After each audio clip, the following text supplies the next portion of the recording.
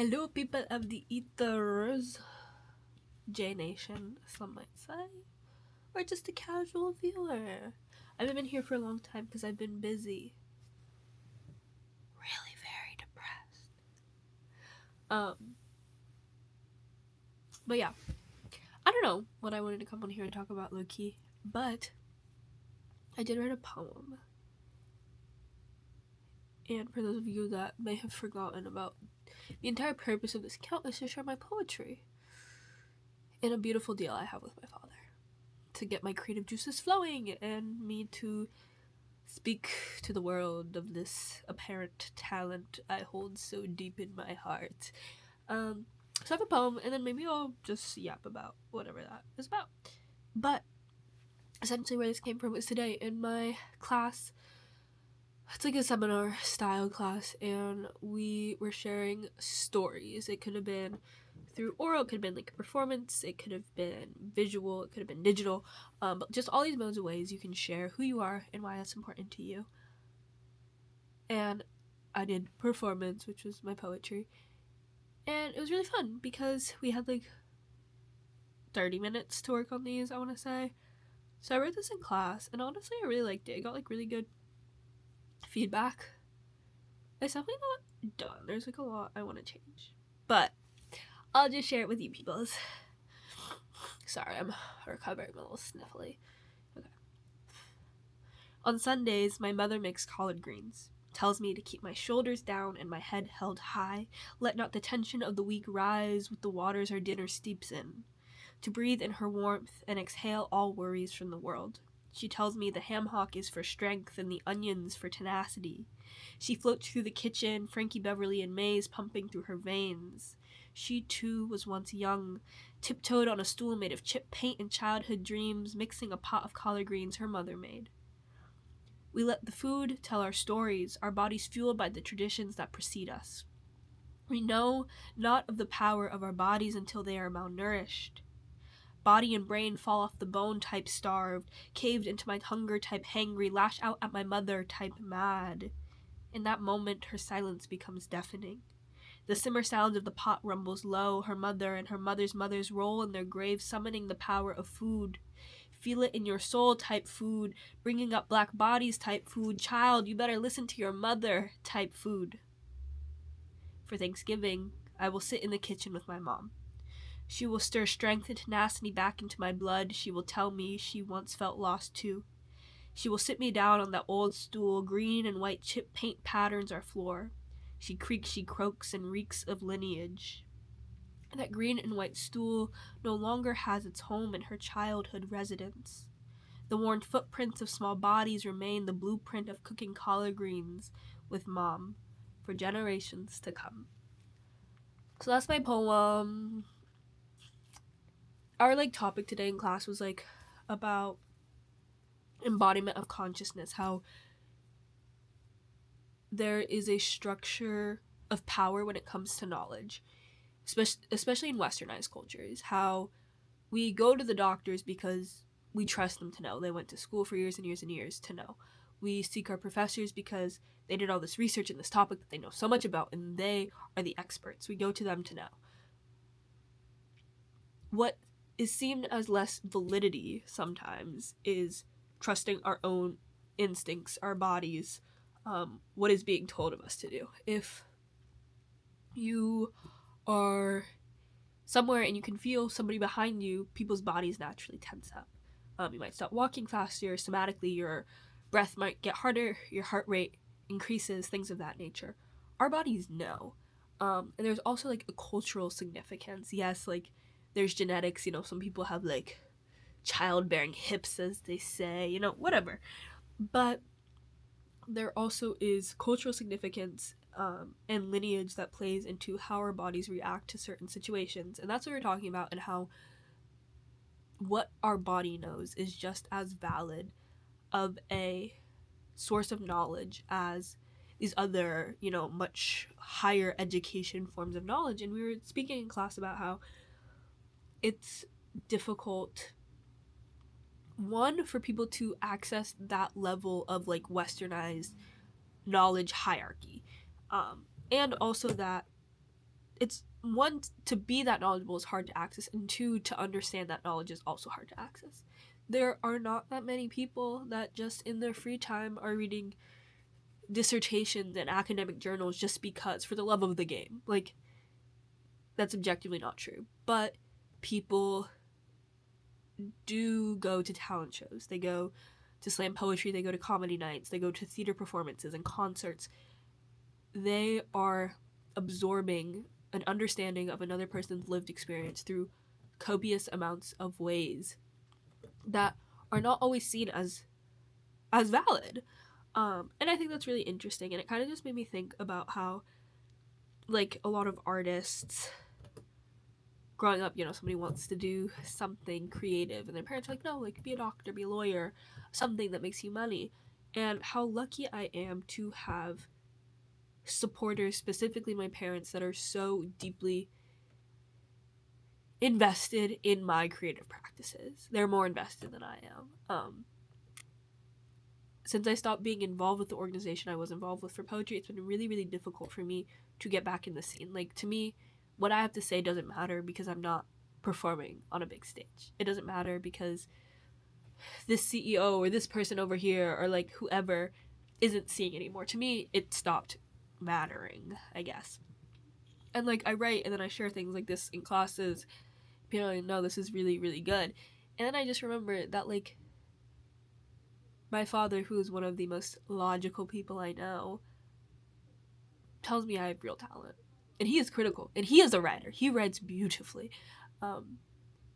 He said, no, you have real talent. Like, there's a reason I'm trying to give you this platform. There's a reason I'm trying to prompt these things out of you because you have real talent. And I think that's such a privilege to hold and have people support a passion of mine that I don't even see in myself, in a way. And it's been really interesting, like, going about college because I have, like, very, very severe, like, mood swings and how I feel about things. And one day, like, literally 2 days ago, I texted my parents. I said, guess what? Like, you're gonna have, like, a fall 2029 graduate from this school. Like, I'm gonna have a triple 3 degrees in clinical psych, CSHD, and, like, civic studies. And then after that, in the summer, I'm gonna graduate with my master in child studies and human development. So that was, like, on Tuesday. Or on Monday. On Tuesday, class registration came out, and I didn't get any of the classes I need. And legitimately, all of Tuesday, I was like, I'm gonna just drop out. Like, what's the point? What does it mean? So, like, how I see myself in the world fluctuates a lot from day to day. And, like, I'm also somebody that makes a lot of rash decisions. Sometimes for better, sometimes for worse. But it was comforting to know that, like, even though what I want to do professionally does require a degree of sorts, often a, like, higher level degree, like, sometimes it doesn't feel like school is what I'm made to do. Like, getting through the day is really hard. Doing it on my own is really very difficult. And I love learning. I love hearing about people's stories. I love all the things I do in school. I love this school specifically. But I was like, I don't have any hobbies. I don't have any like, what would I do if I didn't have school? I would work my ass off, yeah, but it would be at a job I didn't like that aligns completely zero with my passions. And, like, I know that to be true for myself. And I'm like, like, people believe in me. I could pursue this writing thing. I could be a poet. I could do the things I want to do. And I think that would be equally as fulfilling. But that was what I was thinking about on Tuesday after I got out of my class. I was like, let me just drop out. Like, I'll be a poet forever. Which, like, is not gonna happen. Like, I'm back on this, like, grind. Check in with me tomorrow and see if I am ready to resign my life at this school. But no, yeah, I, like, I think it's really cool to see the ways people can tell their own stories. And, like, we have it in conversation all the time, but, like, objectively, this world is so busy. People are so in their own heads. Like, how often are you actually listening to what people have to say to you about themselves? We're trained to, like, we low-key media train ourselves growing up. Like, you have to have this response to this person. When they say this, ask this. Like, but how often are we, like, actually listening to what people have to say? Because people are brilliant. We learn the most from each other. And I think that's really very cool. And learning also, you learn so much from your bodies. You don't realize how much your body does. That was part of my problem. You don't realize how much your body does for you until it stops working, until it's not functioning the way it should. Like, there are so many built-in devices. The human body is a crazy place. It has every safeguard in place to make sure we all function at as high of a level as we can. And like going through life, and like particularly this past year, and like seeing the detriments of like not taking care of yourself and what that does to you, like it becomes really evident how quickly things can slip away from you if you're not doing the basic things to keep your body up and functioning and doing it. And I really don't know what my point here is. I just want to share my poem because, Dad, I know you're watching. But yeah, I guess my point is listen to people more, love people more, hear them, really hear them, and also hear yourself. Like, it's really easy to avoid like feeling your emotions and thinking about what you want to think about. For me, it's either that or I'm like trapped in it and I cannot escape. And for some people, it's really hard to find a happy medium like within that, and like valuing your place in the world and how you feel about things, and also like trying to power through them to get to where you want to go and like think about your future self. But yeah, like my conclusion is listen. Like, I'm a listener. I fucking love listening. Sorry. Oh, I curse on this all the time. Sorry. No, I'm not sorry, actually. I've the mouth of a sailor. I love listening. I think it's a beautiful thing. And I think people need to do it more. That includes listening to their bodies, listening to others, listening to themselves. And like, you can listen to disagree. You can listen to judge, honestly. You don't have to say it to the person, you don't have to say it out loud. But like, you're allowed to have opinions. And that's something I'm finding a lot more as I grow up. Like, growing up, I had a very docile personality. I had like a lot of people in my life whose actions and what they said like felt very final to me. I never questioned it. Being able to like find myself through the process of like changing some of those dynamics has been really interesting, because like, yeah, I do have a lot of opinions, I do have a lot to say. And I'm even thinking like in my class, philosophy for children, like we go to our lab school preschool and we teach the kids, and yesterday we had to like draw ourselves not using a human. So like, what do we look like without it? And like, kids are whimsical. One girl drew a fairy, another boy drew a dinosaur, and like, these are things to them felt representative and also could have just been their favorite characters. I don't know. And I started drawing mine. I drew like a palm tree and a beach, and then I was like, I don't even like the beach. So I started over, and on the next side, I started drawing and it didn't really look like anything, and I drew a mushroom. That was my inner Lena coming out. I don't know. I have no affinity towards mushrooms, but it was nice. The kids liked the mushroom. And then I like got a new piece of paper, and I started drawing my tattoos and my piercings. And it felt representative in a way where like, these things that are on my body is me coming to terms with like who I am actually, and like, that's pretty beautiful. Like, that is me listening to my body physically, also to my body mentally. Like, the things that I feel, the inner turmoils I feel on the inside, I'm able to show on the outside. And also, it's just creative and stylish and all of the things. And after I got there, I was like, okay, surely I'm somebody else outside of this. And I sat there for a long time, and I honestly kind of got emotional in this preschool classroom, because I was like, who am I? What am I doing? Who am I? The truth is, I don't really know. I'm not a serial hobbyist. Honestly, I don't really have that many hobbies. I go to work, I go to class, I take copious amounts of naps.